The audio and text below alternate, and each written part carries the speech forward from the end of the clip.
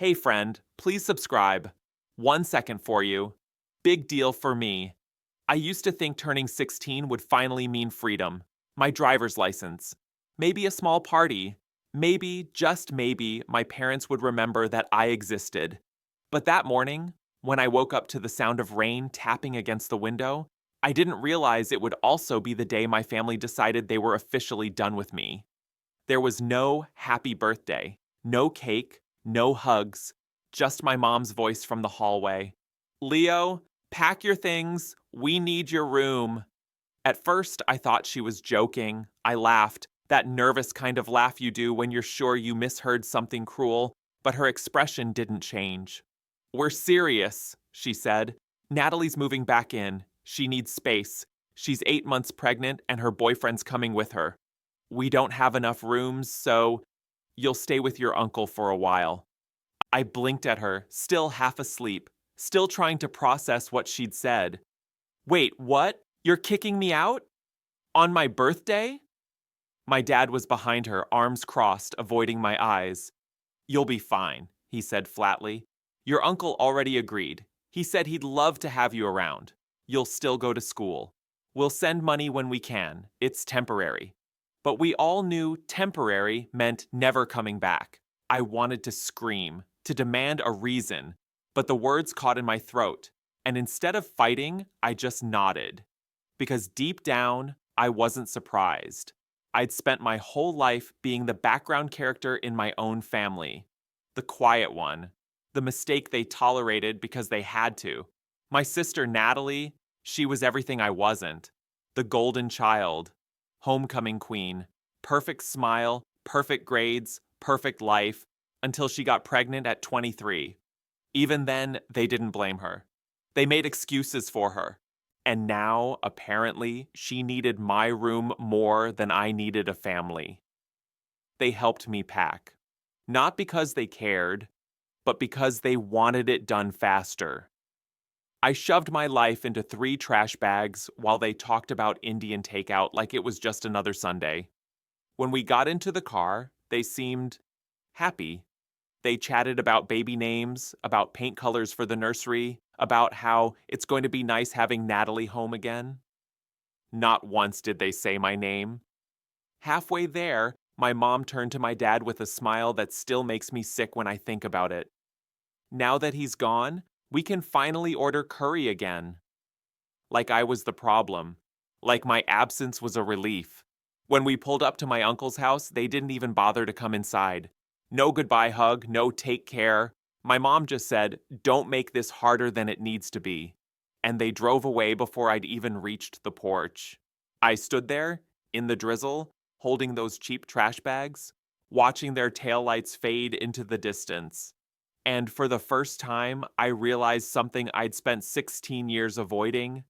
They never loved me. When my uncle opened the door, everything inside me just broke. He smiled like he actually meant it. Leo, happy birthday, kiddo. Come in. That warmth, that tiny bit of kindness, was enough to make me cry right there on his doorstep. He didn't ask questions, just pulled me into a hug and said, "You're safe here, okay? Whatever happened, we'll figure it out." Later that night, over melted Ben & Jerry's, I told him everything. How they'd packed my things, how they'd smiled the whole ride, how I didn't even get a goodbye. His expression changed from shock to anger so fast it scared me. He stood up, grabbed his phone, and disappeared into another room. A few seconds later, I heard him yelling. Not like a normal argument, but that kind of righteous, trembling anger that comes from realizing someone you trusted has done something unforgivable. When he came back, his face was red. "Your dad told me this was your idea," he said, "that you wanted to live with me." I stared at him. "He said what?" "He lied," my uncle continued, pacing. "He said you asked to move out because you wanted space, because you didn't feel comfortable at home. That's why I agreed. I thought I was helping." I felt my throat close up. My parents had even stolen my side of the story, turned me into the villain in their narrative. My uncle sat beside me, his tone soft again. "I'm sorry, kiddo. I should have known. I should have seen what was happening years ago." I shook my head. It's not your fault. He handed me the ice cream again, half melted now, and said something I'll never forget.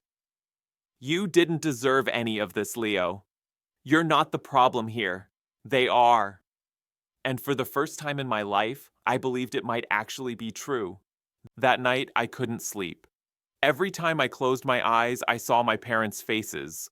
Cold, indifferent, relieved to see me gone. I kept replaying every moment, every insult, every time they'd chosen Natalie over me. It was like watching the same nightmare from 16 different angles. By 3 a.m., I opened my phone and started typing, not to anyone in particular, just to the internet. I poured everything out. The favoritism, the indifference, the way they'd kicked me out on my birthday so my pregnant sister and her boyfriend could have my room. I didn't hold back. I wrote like someone who finally had nothing left to lose. When I finished, I hit post, dropped the phone face down on the nightstand, and stared at the ceiling until the sun came up. I expected maybe a few comments, some sympathy from strangers, but when I finally turned my phone back on an hour later, I understood what people meant when they said, "Be careful what you post online," because it went viral. Not in the funny meme kind of way, but in the way that changes your entire life overnight. Hundreds of comments, thousands of likes, and worse, family members, aunts, uncles, cousins, they'd all seen it. Some were furious, others were shocked, but most of them believed me. My uncle's phone started ringing nonstop. Relatives wanted to know what happened. People I hadn't spoken to in years were suddenly defending me in public threads. And then the messages started coming in from my parents. My dad went first. "Delete that post right now. You're embarrassing the family. You're lying." Then the final blow, "I wish you'd never been born." I stared at the screen until the words blurred. I don't know why that one hurt so much. Maybe because deep down, I'd always suspected it was true. Now he'd just said it out loud. My mom's messages weren't any better. Long paragraphs about how ungrateful I was, how I'd ruined their reputation, how this is why nobody loves you, Leo. And then there was Natalie. Her message was short, only 8 words. "Can we talk in person? Please, just us." That one I didn't know how to feel about.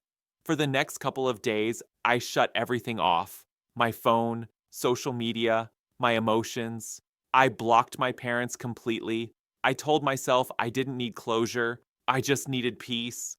When my uncle found out about the post, I expected him to be angry, but he wasn't. He just looked at me for a long time, then said, "You told the truth, didn't you?" I nodded. "Then you did nothing wrong?" And that was it. No lectures, no guilt, just support. That validation, it meant everything. It was like someone had finally handed me permission to exist. For a while, things were quiet. I went to school, stayed with my uncle, tried to pretend life was normal. Then one afternoon, as the final bell rang, I saw them, my parents, standing outside the school gates. My stomach dropped. They looked furious, the kind of fury that hides behind fake smiles. My friends, who all knew what had happened, immediately surrounded me. "You don't have to go near them," one of them whispered. But my parents started shouting my name across the parking lot. They wouldn't stop until I walked over. "Leo, we need to talk. Come home." Home. That word meant nothing to me anymore. I crossed my arms and said flatly, "Why? You kicked me out, remember?" My mom's voice softened. Too rehearsed, too sweet. "We made a mistake, honey. We want you back." I almost laughed. "Why now?" She glanced around nervously, lowering her voice. "Not here. Let's talk somewhere private." I told my friends to wait. They stepped back but didn't leave, just close enough to help if things went bad. And then my dad said it. The real reason they wanted me back. "Your grandparents found out. They're furious. They said if we don't reconcile with you, we lose everything. The inheritance, the house, everything." So that was it. Not love, not guilt, just money. They weren't trying to fix the relationship. They were trying to fix their bank account. I looked them both in the eye and said, "You don't get to buy me back." Then I turned around and walked away as they shouted after me, their voices fading behind the sound of the city bus pulling up to the curb. I didn't look back, not once. Back at my uncle's house, I told him everything. He clenched his jaw, listening in silence. When I finished, he stood, grabbed his keys, and said, "We're fixing this. For good." That night, he called his lawyer. By morning, paperwork was already in motion. Petitions for guardianship, custody transfers, the works. For the first time, I realized something terrifying. This wasn't just a family fight anymore. This was war. 3 days later, my phone buzzed again. It was Natalie. At first, I ignored it. Then she texted again. "Please, Leo, I need to talk to you." I stared at the message for a long time. Part of me wanted to delete it, to block her like I did our parents. But another part, the part that still remembered her teaching me how to ride a bike when I was 7, wanted answers. So, I called. Her voice sounded weak, tired. "Leo, I'm not at mom and dad's anymore," she said. "Can you come over? There are things I need to tell you face to face." I hesitated, then agreed. When I arrived at her boyfriend's apartment, she looked nothing like the confident, glowing, golden child I'd grown up resenting. She looked small, fragile, like someone who'd been carrying a secret for too long. The first thing she did was apologize. Not the shallow kind of apology people give just to end an argument, but the kind that comes from deep shame. Her eyes were red, her hands trembling. "Leo, I'm so sorry I never stood up for you," she said. "I saw what they did, the way they treated you. I knew it wasn't right, but I didn't want to make things worse." I didn't know what to say. For 16 years, I'd been waiting to hear those words from anyone in my family. "They made me feel like it wasn't my place to question them," she continued. "And when they told me they were kicking you out, I didn't even know until after it happened. They said you wanted to move out. They lied to me too." That hit me like a punch to the chest. For months, I'd imagined Natalie sitting with them, helping them plan my eviction, but she hadn't even known. I asked her why she stayed with them after that. She looked down. "Because I was scared. I thought maybe I could keep the peace if I didn't argue. But after I read your post, after I saw how everyone reacted, I realized I was just helping them hurt you." Then she told me something I never expected. "I moved out last week," she said softly. "They called me ungrateful, selfish, said I was abandoning the family, but I couldn't stay there anymore. I'm done protecting them." For a moment, neither of us spoke. The silence was heavy, the kind that means more than words ever could. Then she reached for my hand. "You were never the problem, Leo," she whispered. "You were just the only one brave enough to stop pretending." I didn't realize I was crying until she handed me a tissue. We talked for hours after that. About childhood, about how she'd always felt the pressure to be perfect, how mom and dad had turned love into a competition. For the first time, it wasn't about blame. It was about truth. When I left her apartment that night, I felt lighter, like I'd been carrying a weight I didn't even realize was there. The next morning, my uncle called me into the kitchen. He had a letter in his hand and a look on his face that I couldn't quite read. "Your parents finally responded," he said. "It was a legal notice. They were surrendering custody. I should have felt triumphant, relieved, but instead, I felt hollow. 16 years of trying to be enough, all resolved with a signature on a piece of paper." I read the document twice. At the bottom, my dad's neat, cold handwriting, "We agree to terminate parental rights effective immediately." I handed the paper back to my uncle. "So that's it?" He nodded. "That's it, kiddo. You're free." I wanted to celebrate, but something inside me felt broken, like I'd won a battle I never should have had to fight. That night, I went for a walk. The air was cold, crisp, the kind that bites your lungs and keeps your thoughts sharp. For years, I'd wanted my parents' approval, and now that I'd stopped chasing it, I finally had peace. It was strange. The freedom that comes from finally giving up on something that was never real. I didn't need their love anymore. Because for the first time in my life, I had something better. People who chose me, my uncle, my grandparents, and now, even Natalie. Family wasn't about blood anymore. It was about loyalty, about who shows up when everyone else walks away. A few days later, my uncle sat me down at the dining table. He looked uneasy, like he was about to tell me something he'd been holding back. Leo, he began slowly, you should know the real reason your parents agreed to give up custody. He slid his phone toward me, showing an email thread between him and my grandparents. My eyes scanned the words and my stomach dropped. Turns out, it wasn't guilt. It wasn't love. It wasn't even regret. It was money. After everything that happened, my grandparents had given my parents an ultimatum: either relinquish custody and promise never to contact me again, or lose half of their inheritance. And they chose the money. I just sat there staring at the screen. You'd think I'd be angry, but all I felt was numb, like something inside me had already died long before that email existed. My uncle reached across the table and put a hand on my shoulder. They might have chosen wrong, kid, but you've got everyone who matters behind you now. I nodded, swallowing hard. He meant it. I could hear it in his voice. And for once, I believed it. Still, part of me couldn't help but think back to all those nights I'd stayed up wondering what I'd done wrong to make my parents stop caring, and now I knew.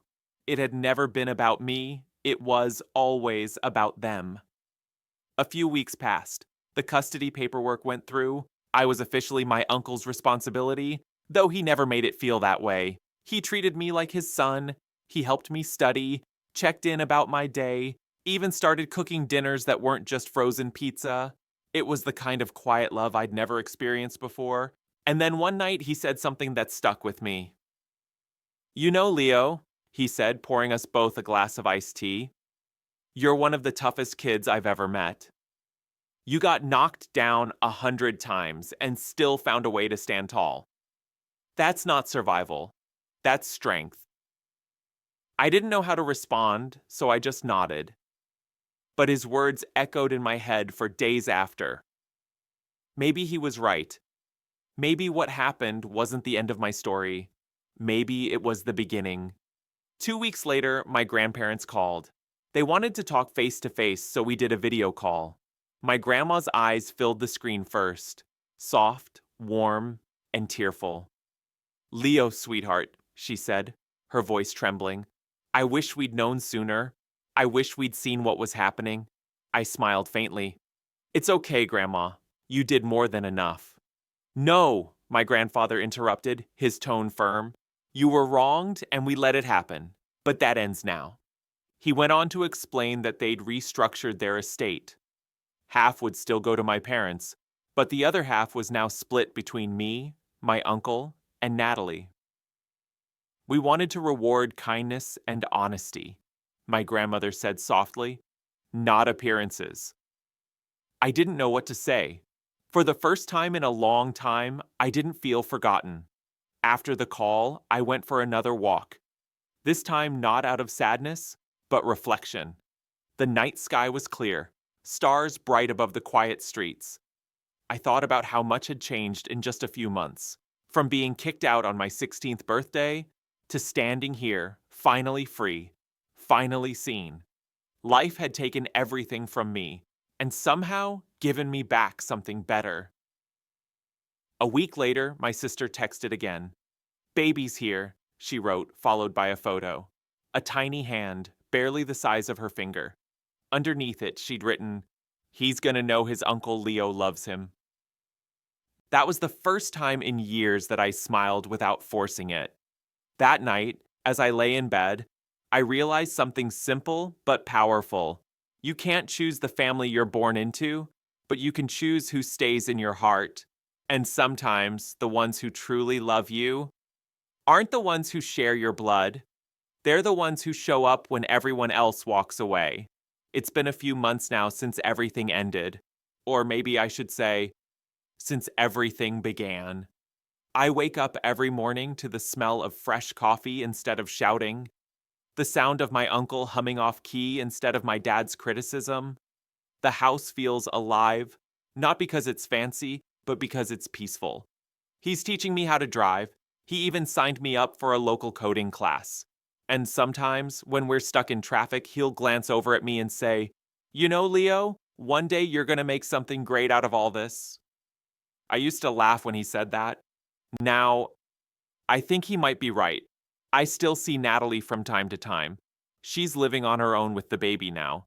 She named him Eli, after our grandfather. And every time I hold him, I realize how different his childhood will be. He'll grow up surrounded by people who love him for who he is, not what he gives. Sometimes she thanks me for forgiving her, but truthfully, I'm the one who's thankful for getting the sister I always wanted back. As for my parents, I haven't heard from them since that last email. No calls, no apologies, nothing. And strangely enough, I'm okay with that. Because forgiveness doesn't always mean reconciliation. Sometimes it just means setting yourself free. I used to think I was broken because they couldn't love me, but now I understand it wasn't that I was unlovable. It was that they didn't know how to love. And that's not my burden to carry anymore. A few days ago, I went back to my old neighborhood. The house looked the same. Same paint, same porch, same wind chime my mom loved, but it felt smaller, like it belonged to a life I'd already outgrown. I stood there for a while, hands in my pockets, and for the first time, I didn't feel anger, just peace. When I got home, my uncle was sitting on the couch, half asleep, the TV flickering with some old western he probably wasn't even watching. I grabbed a blanket and tossed it over him. He stirred a little, mumbled something about not needing it, and then whispered, "Good night, kid." "Good night, uncle," I said back. And as I turned off the lights and headed to bed, I realized something that made my chest tighten in the best way possible. I finally had a home. Not a house, a home. One built not on blood, but on kindness and patience and the simple act of choosing to care. My parents kicked me out at 16 so my sister could move back home, I'd once said. But maybe that's the best thing they ever did for me. Because that's how I found the people who truly loved me, and how I learned that sometimes being thrown away is just life's way of giving you a second chance to start over.